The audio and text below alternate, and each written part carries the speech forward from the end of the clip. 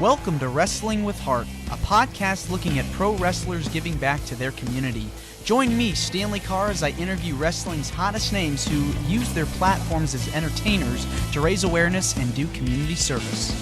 Hello, and welcome to another edition of Wrestling with Heart. This is the show where we talk with professional wrestlers and professional wrestling personalities about their lives in and out of the ring, doing acts of community service and charity work, inspiring others, helping others. We're all about positivity here on the show, and I've got a very special guest with me today. He is a ring announcer, has announced for several different independent promotions. He is the director of communications and media, as well as talent relations of King Enterprises, and is the podcast host for the Wrestling Wire. I'd like to welcome Ron Emerson Jr. to Wrestling with Heart. Ron, thank you for coming on. Man, thank you so much for having me, sir. Yeah. It's an honor to be here. Yeah, it's my pleasure. So, Ron, tell me about your childhood. Where'd you grow up? Man, I grew up in Southern Maryland. So, Chesapeake Bay, Potomac River, all that, outdoors was the way when I was a kid. Fishing mainly was what I liked to do. As I got older, got into skateboarding, and I was always a professional wrestling fan. Ended up down here in the Carolinas for work back in 2014. And I literally tell everybody, man, that I fell butt backwards into professional wrestling because I did. I sustained an injury at work. I fell off of a extension ladder, landed on the back of my head and neck. I was out of commission for 9 months. In that period of time, I had nothing better to do but sit in this recliner because I was uncomfortable everywhere else I went.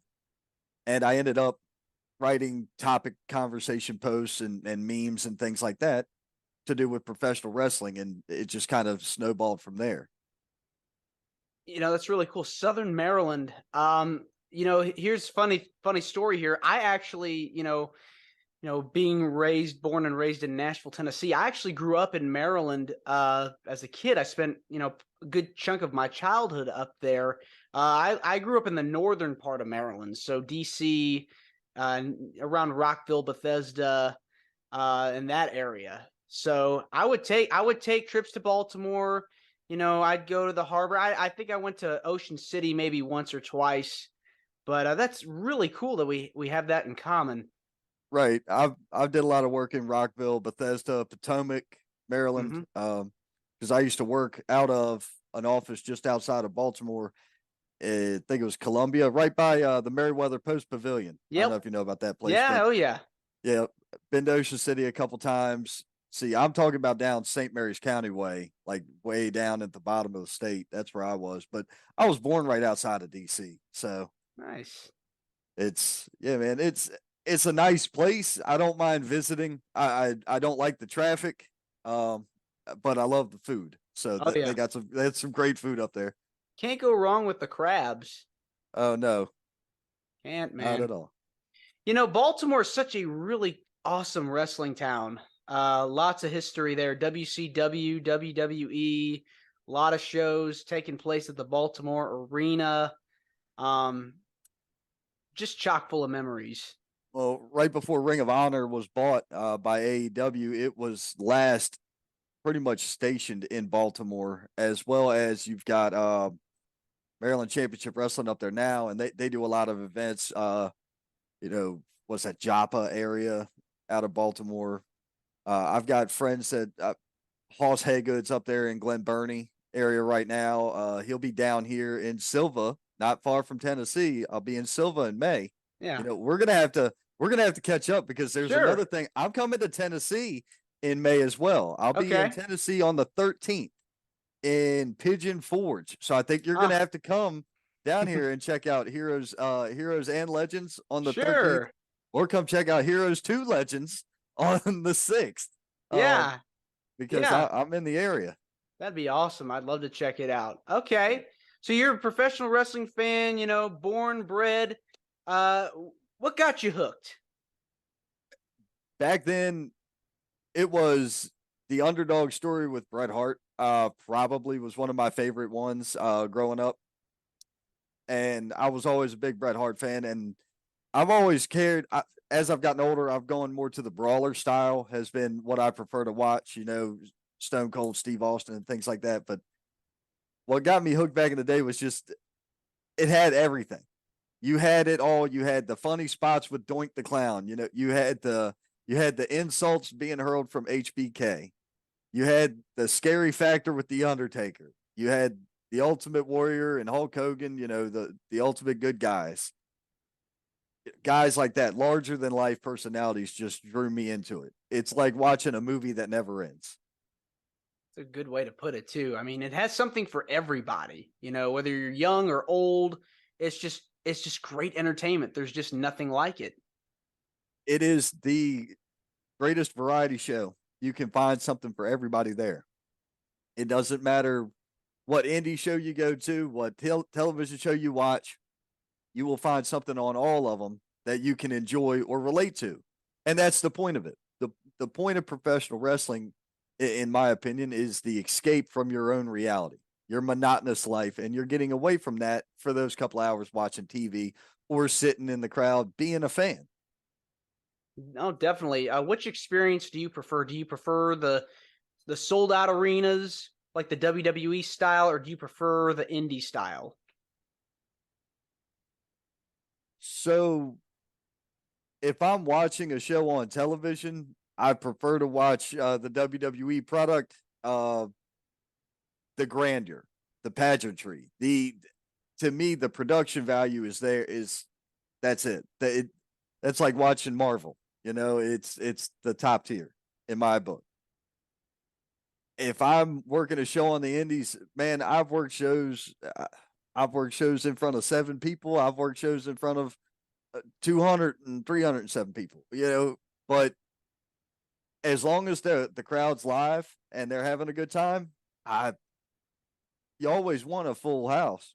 But Sure. the reality is, as long as the people that are there entertain and interact back and forth with you, especially as an announcer, you don't do but so much.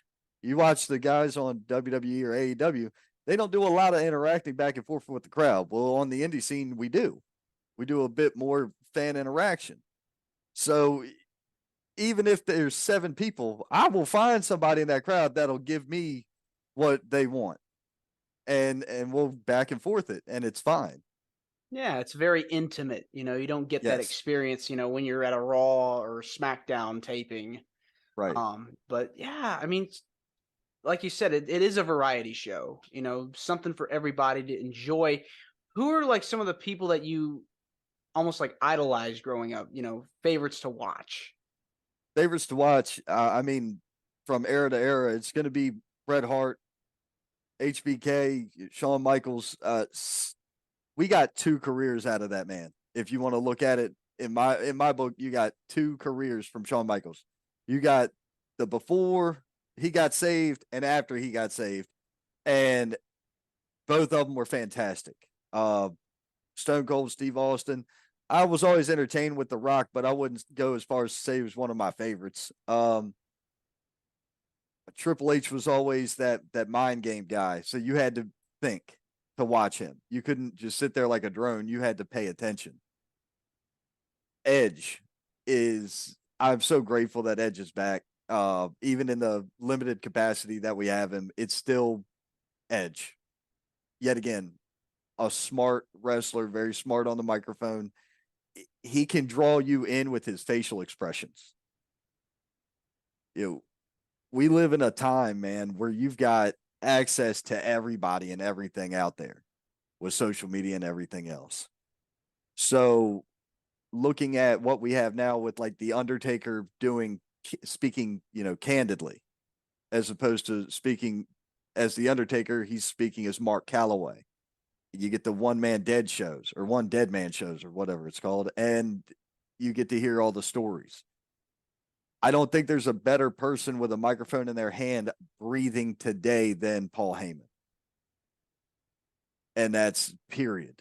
And that doesn't, I don't care what company, I don't care what country, I don't care what language. There is nobody with a microphone in their hand better than Paul Heyman. Yeah, I have to agree with you there. Hands down, probably the best manager I would say, in the last 10, 15 years. I mean, Uh, he's done it for years prior to that. But in talking about, this past decade, I would definitely say Paul Heyman has nailed the roles that he's been given, and I've yeah, it's I've straight from the heart too. it is. I've gone as far to say that Paul Heyman is the greatest of all time when it came to managers. And that's not to discredit Bobby the Brain Heenan or anybody else who was a manager out there. Because we did a show not long ago where it was a bunch of podcasters in the area. We do this thing called the Roundtable Rumble, and we'll have 5 or 6 topics and 6 to 10 people in this chat room, like you and I are in now, and we go around the table and everybody gives an answer, and we all kind of discuss back and forth. We heard so many great names, but in my book, it's just Paul Heyman. That's the one that in my book has done the most out there. And look at his run of consistency in his latest run that he's had between Brock and Show and Punk and Brock and Roman, and the line that he's towed. It's unreal. His Oh yeah, relevance is unreal. it is. I mean, if you ask me, I think he's more than deserving of an induction in the Hall of Fame, uh, just for the sheer magnitude of his work. And not. I mean, when you think of Paul Heyman, a lot of people may think of his ECW, run or his days running ECW, but like he was a manager in, was it AWA? I know he was in WCW, and then of course he went to WWE after ECW had closed. But just the influence that he's had on the business just really is amazing to see. Right. Amazing to see. Well, speaking of announcing and let's talk about you. Like what got you into, or was there a moment, I guess I should say, was there a moment that in your head like said, this is what I want to do? So here's how my indie start came about. I have a mutual friend who has a mutual friend at work, and they always talked wrestling. Now, this guy and I have attended shows together. We went to NXT together when they were here in Spartanburg, and we loved it. We were 4 rows from the ring. We sat right behind where commentary would be. I mean, it was a great experience. It was an awesome show.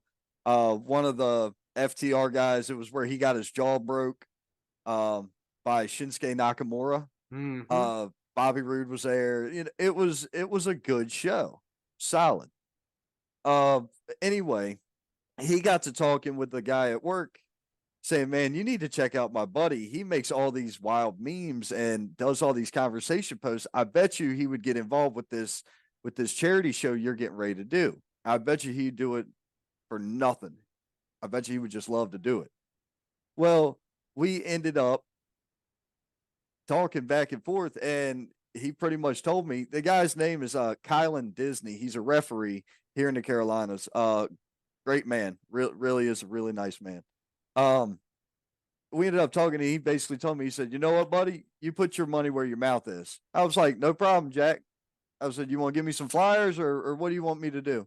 He goes, "Well, you're just going to promote the show. I'll send you the flyers here. You just share them online." And I was like, "Hey, man, you want me to go to the place where you're going to have the Barbarian and Lodi show up and sign autographs? You want me to go there and film a commercial for it?" He was like, "You'll do that?" I'm like, "Yeah, I don't care. Sure, go ahead. I got you." So I just went and filmed a commercial, made it real quick, and bloop, here it is. And we kept sharing that video saying, "Come here to this oil change spot, get your oil changed while you're here, meeting the stars, meeting Lodi and meeting Barbarian." So it was neat. Yeah. All of a sudden he's like, "Hey, we should broadcast this charity show out live." I was like, "Perfect. Give me the GoFundMe, and I'll even put the GoFundMe on the video." That never happened. They never even created a GoFundMe for the guy. but it was a cancer benefit. Well, we're filming an outro. The ring announcer was in there, Bill Hazelwood, the guy who booked the show out, Kylan Disney was there, and myself. Um, and our mutual friend was my camera guy that night. So it worked out. It's 4 hours of me doing really bad commentary, is what I'm going to tell you, because that was my first time being at an indie show, my first time ever doing commentary or anything like that. I was dumbfounded. I had no idea what to do, but especially doing it alone. Think about this: doing commentary alone is got to be, you got nobody to talk to. You're essentially talking to yourself. I'm not Right. Joey Styles. I am not Joey Styles. I never would claim to be. That dude was phenomenal. But so all of a sudden we're at the end of the show, and I had already told him I'm not accepting anything for this. I don't want anything for this. This is charity, man, and it's a cancer benefit. And cancer hits me really close to home. I have buried both of my parents to cancer. So, right. Sad. I was 18. I had just turned 18 when my dad passed away. And then 6 years later, my mom passed. Oh, and when I say 6 years and 7 days later. Wow. Or wait a minute. I can't count. 5 years and 7 days later. Sorry. 5 years and 7 days later, she passed away. So, right. You got to think, 18 years old, you're an adult, but you don't know anything at 18. Right. Yeah, of course. So, and my dad was always both my parents were heavily involved in charity work, the American Legion Post and veterans things. And I always was contributing to those events that they were in. So I always knew to give back anyway. So we're standing there cutting this video at the end of the show, thanking everybody for tuning in and thanking everybody for being a part and supporting it and everything else. And they hand me an envelope, and I don't know what this is. You've taken this back. I didn't understand what the envelope was. I don't know what was in it. I know that it was not thin. I know that much. But that's not for me. I did this for this guy. Me and my buddy who did the recording, him and I went and got something to eat afterwards, just him and I, and hung out and talked about everything. But I'm not here to get paid. This is not why I'm here. That was my first thing. That was in 2019. 2 months later, my phone rings. Or not even 2 months later, my phone rings. Hey, how do you feel about ring announcing? Never done it before, but I've had a live microphone in my hand in front of a crowd, so I'm not bashful. I can give it a go. I started DJing when I was 16 years old. So I played music and did the wedding introductions and all that mess in front of the guests. I wasn't really bashful, so it fit. Man, first time I ever got in that ring, and I was like, "What did I sign up for?" First show, I mean, I didn't make any major errors. It's just you could tell I was stiff as a board.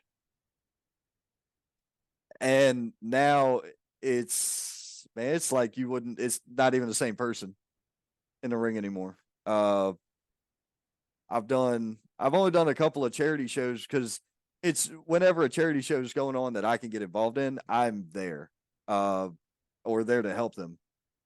I was recently reached out to about one coming up, and I told this lady, I said, I don't need to be on the card. I don't need to be booked. I don't need to ring announce this thing.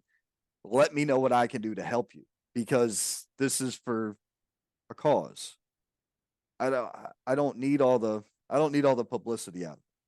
It's not, I'm not here for this. I don't do professional wrestling as a career. Okay. I do this as a hobby that I take seriously and enjoy. I'll put 450, 500 miles on my car in a weekend going to one show. Been there, done that. That doesn't faze me. I'm here because I enjoy it. I got another chance, and this was the ring announcing I did as for a charity was just last year. Yeah, last year, definitely last year, because we're not too far into this year. It's a young man who's got cancer, and I knew what it was when we were getting there. So I was like, all right, I'm just going to handle everything. Well, they wanted me to kind of say something and interact and thank him for being here. And I looked at this guy, and I could look at him and tell he wasn't feeling all that great. It was hot. He had gotten overheated. When you're going through chemo and all this mess, you know how it is. Oh yeah. Well, I started to crack because my memories of my past and me in this ring in front of all these people. And I'm like, I just want to tell you good luck. That's it, because I can't say any more than that right now. And I had this shirt in my pocket, and I was like, by the way, y'all, do yourself a favor, buy you one of these shirts, and you can have any of the ones they got over there on that table, but you're not getting this one because this one's mine. And I put it back in my pocket. When I got out the ring that time, I walked over to the table where they were selling them. I just put my money down. Show goes on, show ends. And apparently the family had told the promoter, you be sure all those guys get paid their numbers that they normally get paid. Here, take it. And I walked over, they handed me mine. I'm like, what? No, I don't work for charity shows. Here, take this. I'm not accepting no money. I'm here for him, man. I'm not here for this. If it was about money, I wouldn't be here. I'm not here because of the money. I'm here because I love this.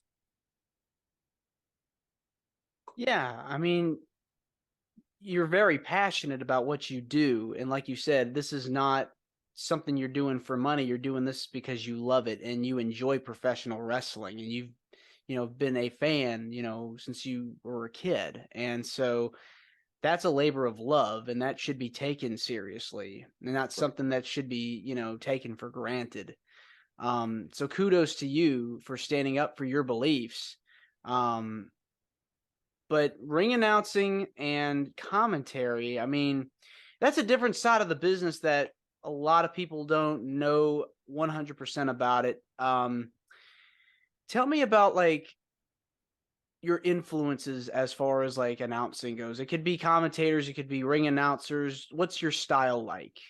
So when I first got in, I was working for a company called Classic Pro Wrestling, and they were old school style. So I went and researched the greatest of all time, and that's Howard the Finkelstein. Finkelstein. Mm-hmm. And man, that was my delivery in the beginning. That was my cadence and everything. I even tried to have his timing right. I didn't get it, but I like to think that was how I envisioned the style. Now, some shows want you to announce over the music. That can be done, but you've got to have a really nice sound system and really good microphones for that to work properly.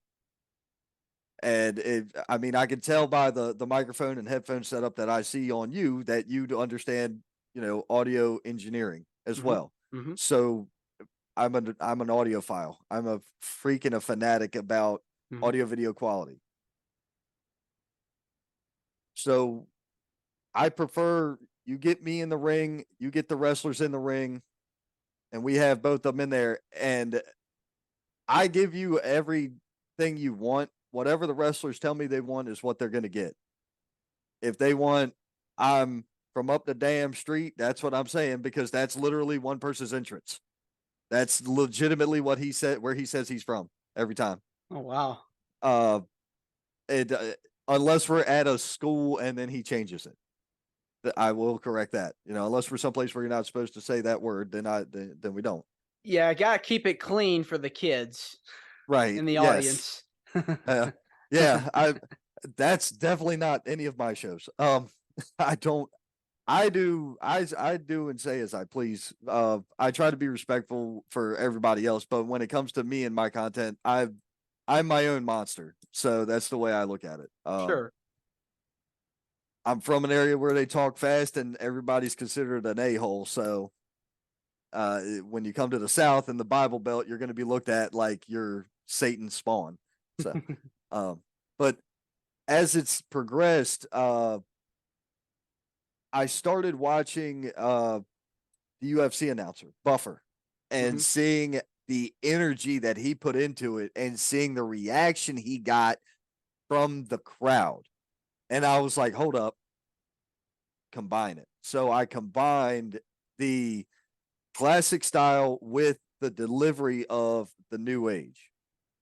And to me, it seems to work out the best. Occasionally, I throw in something quirky. I got to introduce Ricky Morton. Uh, Ricky and Carrie did a charity show. I forgot about this one entirely. We did a school charity benefit, like back to school, where we were Yeah. raising money for the Mm-hmm. kids. Mm-hmm. You know, bring a book bag, get in for wrestling, Sure. type of thing.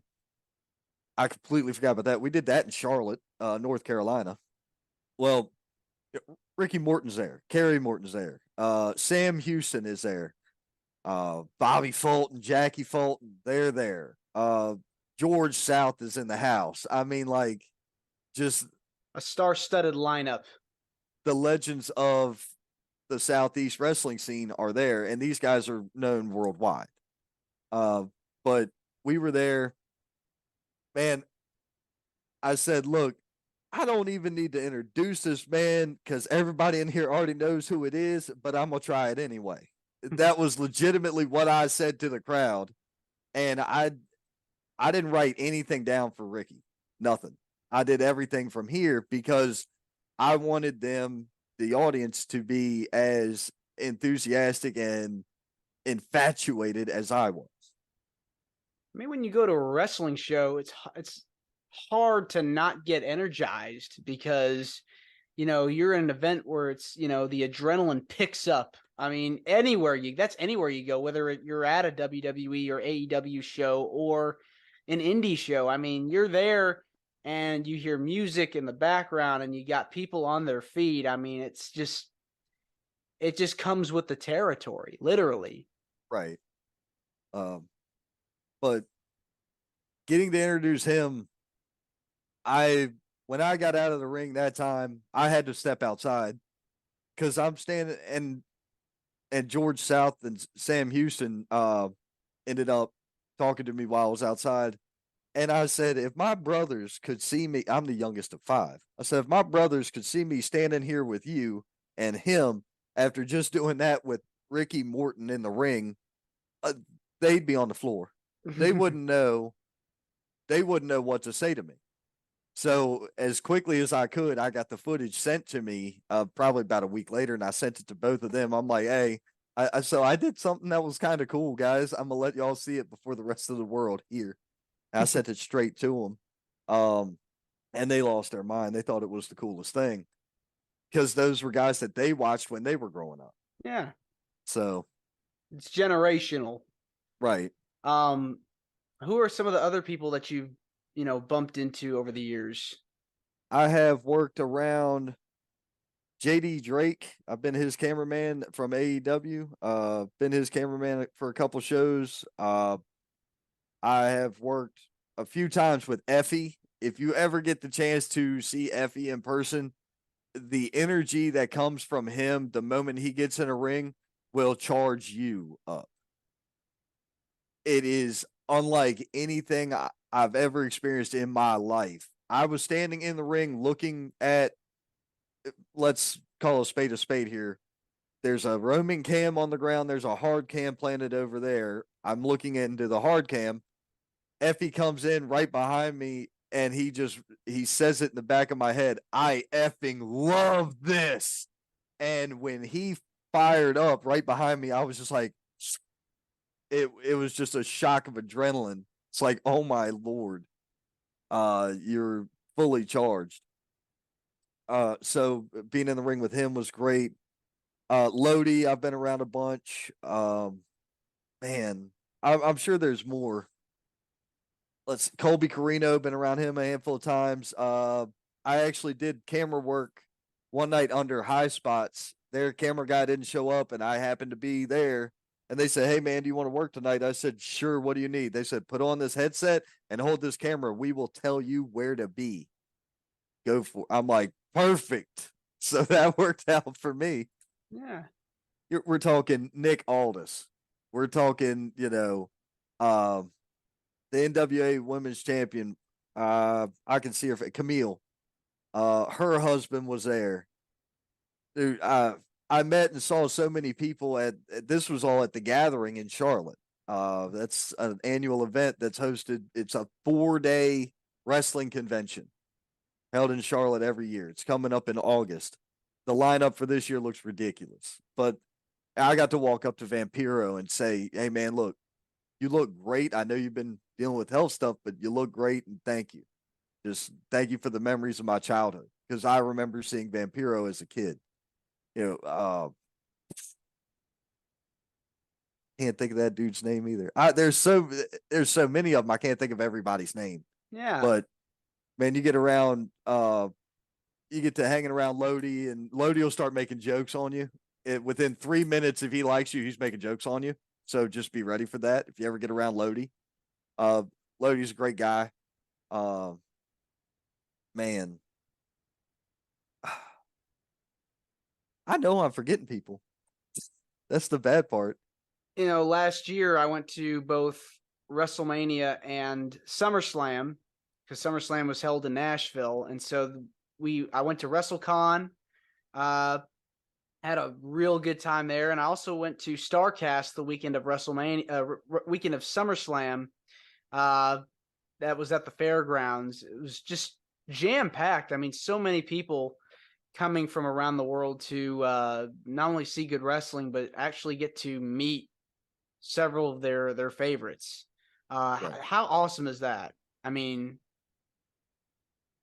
So there's been this debate going on about take the picture, take the picture. Look, realistically, I'm there to do a task, and I've tried to do my task to the best of my ability. If I get a chance to take a picture, or if I get a chance to take a video or catch a word with somebody, I just take that experience and love it. It's not about.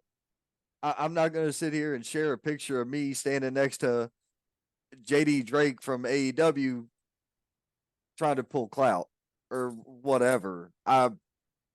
That's for me. I'll be honest with you. It's in the other room right now. My daughter's got a book, and I'm not a fan of the guy who wrote the book, so I'm not going to name his name, but it's a wrestling book. And she takes it to all the shows that she goes to with me, and she will get signatures from anybody and everybody. Seeing them interact with her, I'm good. I'm good. I don't need it. That is way more important to me because she is a lifer now. At the age of 10, this little girl's got 5 or 6 pages of autographs from everywhere from TV stars to brand new indie guys. And she loves it. She thinks it's the coolest thing to see her dad get in there with these guys and ladies and these women. Especially here on the indie scene, we've got a handful of really talented young ladies that the impression that they give to these young kids is fantastic. when you started announcing, how hard was it for you to get your license? Pay the commission. That's it. You pay the commission, their money, and it's over. Really? Yeah, you send them. Let's see. You send them the cash. You fill out a form. You have that form notarized by a notary, and that's it. Oh, You don't have just to an do anything. easy process. It is in my opinion, I think it's a BS process. And here's why I say that. Do you guys have an athletics commission there in Tennessee where I'm pretty the sure we wrestlers do. have to Yes. get licensed and stuff? I'm pretty sure we do. Yes. Okay, so in North Carolina, you don't need a license, and in Georgia, you don't need a license to be a professional wrestler or an entity thereof. In South Carolina, you have to have a license to do absolutely anything.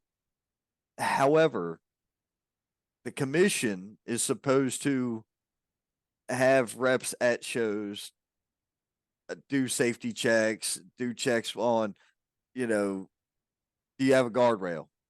Do you have medical staff? Do you have this? Do you have that? Oh, there's blood. You have 90 seconds to go home when there's blood, unless you can stop the bleeding. Which I've played it off we had a guy get cut over his eye. God, it's been almost a year now. Um, he got cut right over the eye. Doc came in, and that's literally what we call him. We call him Doc. Uh, whenever, dude, Doc's been to my house drinking beer and smoking cigars. Like we hang out. You know what I mean? We've run the roads together to go to shows where he's medical staff or he's part of an entourage or whatever the case may be. But he's a licensed, he's an actual EMT. Like, so he's real. He's not just somebody playing Dr. Seuss. He's an actual guy who knows how to medically take care of you. He used all of his gauze and everything to try to get somebody's bleeding to stop. Well, I got in the ring and I was like, all right, guys, listen, we're going to take it down a notch after that one. And the referee said, oh, no, we're going to keep that going. And I had moved the microphone to in between us. And I was like, Doc just used all of his medical supplies to stop the bleeding from the kid, the last one. We can't keep doing this. And the crowd is sitting there like, oh my gosh, we're hearing something we're not supposed to hear. And it was funny to, you see what I'm saying? Yeah. It's like you guys broke the fourth wall. Right. So reality was you can't bleed. He did bleed. We got the blood to stop. We were able to finish the match. So all is well. But we can't keep doing things like that for this reason. And when, this guy was the ref, I was the announcer. When he got out of the ring for the next match, and when I got done announcing the next match into the ring, I went to the back and talked to him, and he goes, "Man, did you mean to hot mic me?" Yeah, I did that intentionally, buddy, because we gave the crowd something they weren't supposed to have, so it made them feel more. Oh man, we're getting something we're not supposed to get. It invested them that much deeper into the night. Sure. And everybody in the back was like, "Where did y'all find this guy?" Like, well, I mean, I'm not an idiot. I know occasionally you need to give them a little bit extra to get that extra investment out of them. So after the show was over, I must have had 20 fans come up to me and talk to me about that. Oh man. I was like, yeah, we were really telling you the truth. Doc's out of medical supplies, and Doc's standing over there with his bag half empty. He's like, this is not a game, guys. We're for real. So we were, we let him in a little bit, and it just made it that much more special for him. Yeah, I mean, it's almost like you pulled back the curtain. Right. In a way. Yeah, I mean and occasionally that's fun. Yeah, it is. Now you've got a couple of podcasts. Tell me about those. Man, so before I ever started, the ring announcing or any of that stuff, I had done live shows where I would go on air and talk about, WWE or whatever.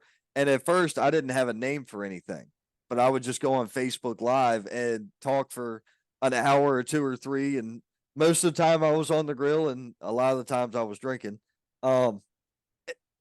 It was what I did. So I'd be out there cooking with my phone set up on the grill while I'm cooking and, doing whatever I'm doing. And we'd be talking wrestling back and forth with me and whoever was in the audience. And that worked out. Early last year, I turned it into the Wrestling Wire. I'm a wire nut, so the Wrestling Wire made sense. And it also at that point stood for Week in Review, WIRE. So it made sense to me. So I went with that. It got to be 3.5 hours long, covering independents and the big shows. I said, forget this. Thursday Night Indie Spotlight was born. So I started doing Thursday night to promote everything coming up that weekend and beyond. And anything going on that weekend, their wrestlers or their promoters or their talent, anything they wanted would get brought up or brought on air. You have your chance. You want to talk your trash? Here. You want to cut something? Come on. You just want to get on and bump your gums? Hey, here's your invite. Send it. Let's go. Yeah, I mean, that's the cool thing, about whatever you're a fan of, it's great to have that camaraderie, that bond that you share, whether it's wrestling or music or movies, and you let them be a part of the family. That's so amazing. So cool. Right. And, you bring up movies and music and things like that. That's actually one of the ways when I was working out in the field, we'll just call it out in the field, whenever I would walk into a customer's home, I'd be like, video games. There's something to talk about. There's an icebreaker, a common denominator, or you see a poster of Frank Sinatra, so you know what you're dealing with. You got a classic person. I would always find something somewhere to talk about to make them feel more comfortable with me. So when I tell them something, they take it to the bank. Yeah. And if they're, it's no different than being in front of the crowd. If the crowd doesn't believe what they're seeing from you, they're not going to buy into it. So if your audience, your customer, is not taking what you're saying serious, they're not going to believe you. Right. They think you're just some fool trying to get over on them and go on about your business. It's all about adapting and changing and evolving and Yeah, trying to do whatever appeals and appeases the customers, your audience. right. That's And cool. that's what I've done there, and that's what I did with the podcast. I split it into two separate worlds. So we're on any social media platform you can find, almost all of them. And we actually have a deal with Roku as well because of one of the promotions I work for has a streaming service. So whenever I go live doing one of the podcast shows or one of the special interview segments, I actually take over their network and I'm live on your Roku television. Oh wow. Okay. So everything comes through from the fan comments get brought up, and if a audience member asks a question, hey, wrestler A, what's your social media platform? They'll tell them, but also we'll take and dump it so that it's shared across Twitter, Twitch, YouTube, Facebook. All of them get to see. It doesn't matter what channel you're watching on. The link is there. You can go grab it. Very cool. We make it all about accessibility. That's what you got to do in this day and age is, just have something that you can share and follow. And, Right. that's how you get out there. So, great to hear that you're doing that. Why do you feel passionate about helping out in your community? Uh, I'm not from here, so I don't have much that I'm drawn to do. But when it comes to things that I believe in, you know, the cancer stuff, the cancer benefits, I'm there. I've got kids, so I know that if I was in a situation where one of my kids was hurt, man, I'd be grateful that other people would do the same thing. I'm one of those people where I do unto others as I would like them to do unto me. Uh, I don't ride motorcycles, but I got friends and family that does. So while it's tragic that those two men lost their lives riding motorcycles, I was more than happy to be there to be an announcer for a charity show to benefit them. I'm good with that. The kids going to school, like I said, I got kids in school, and I'm not rich by any stretch of the imagination. I don't pretend to be.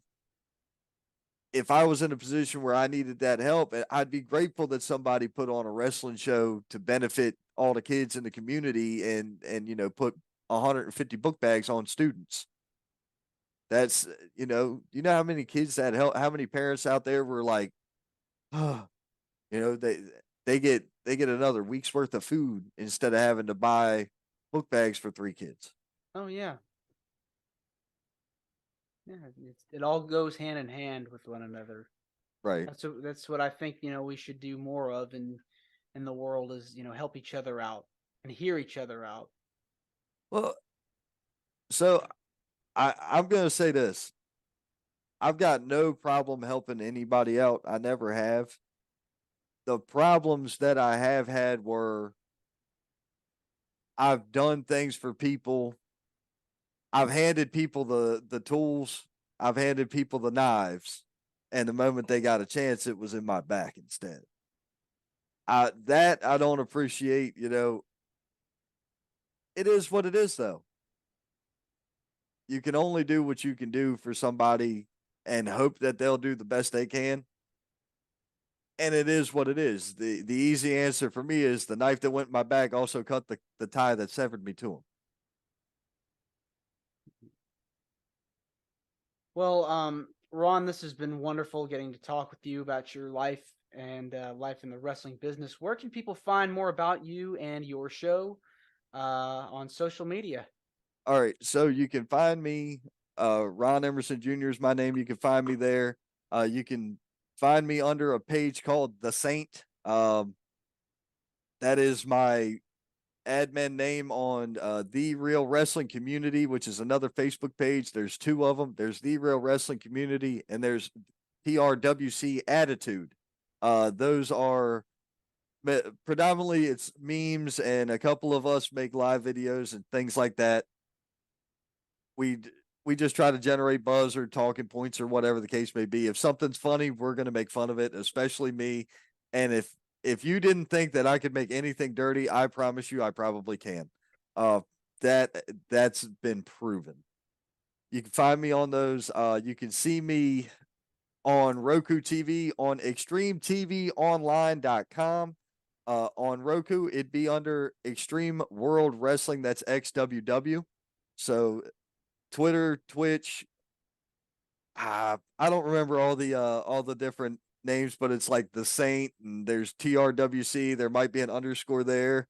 I promise you, there's link trees on my Facebook stuff, so you can find me anywhere. Yeah. All right. Glad to hear it. Hey, Ron, thanks again. Appreciate thank you. Hey, Yeah. no problem, sir. Thank you. You're welcome. And we'll be sure to you can share the video on your social media pages. I'll promote your show as well. And you're more than welcome to come back. Oh, greatly appreciate it. All right, take care. This is Wrestling with Heart. I hope you found this podcast to be informative and entertaining. If you did, please hit the subscribe button and look out for the next edition.